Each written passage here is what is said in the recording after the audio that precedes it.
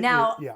a lot of people want to know what are your favorite spots for flying in SF, and maybe we can separate them out from ones where you do need a waiver and ones where people could fly if they don't want to file a waiver, if they're just flying in Class G airspace.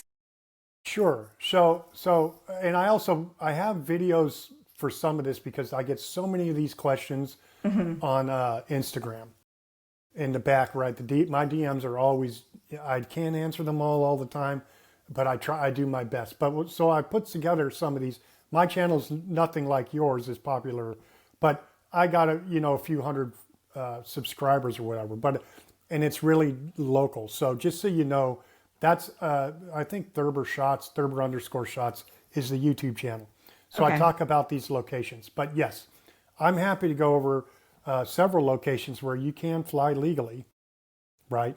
Yeah, And what yeah. you can do and what you may or may not need.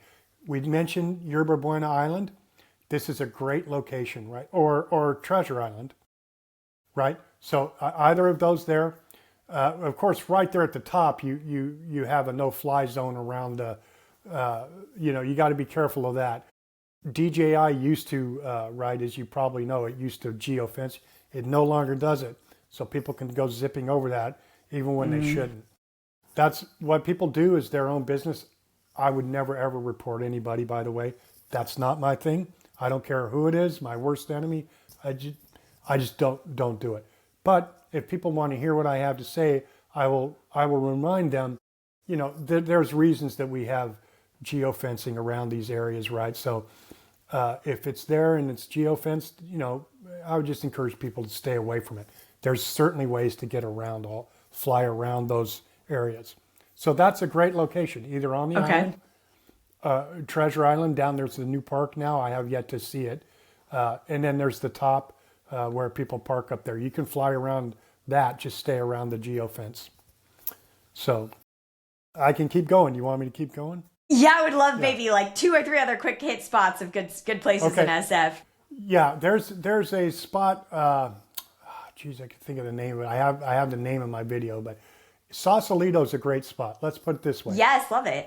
if you want shots of the Golden Gate Bridge that are nice and legal, fly from Sausalito. That's You can great. you even down on the boardwalk. People, if as long as you're transparent with them, they're usually really good about it. There's a lot of people walking. You can take off right from that boardwalk, go up, and keep it below 400 feet, your legal limit, right? And you get these shots of the Golden Gate Bridge that are wonderful. So Great tip.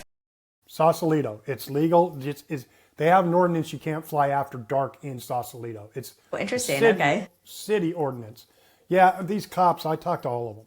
So Yes, and it's so hard to keep up with all the city ordinances because you're FAA certified, but it's hard to know sometimes what these individual city rules are. How do you keep track of them?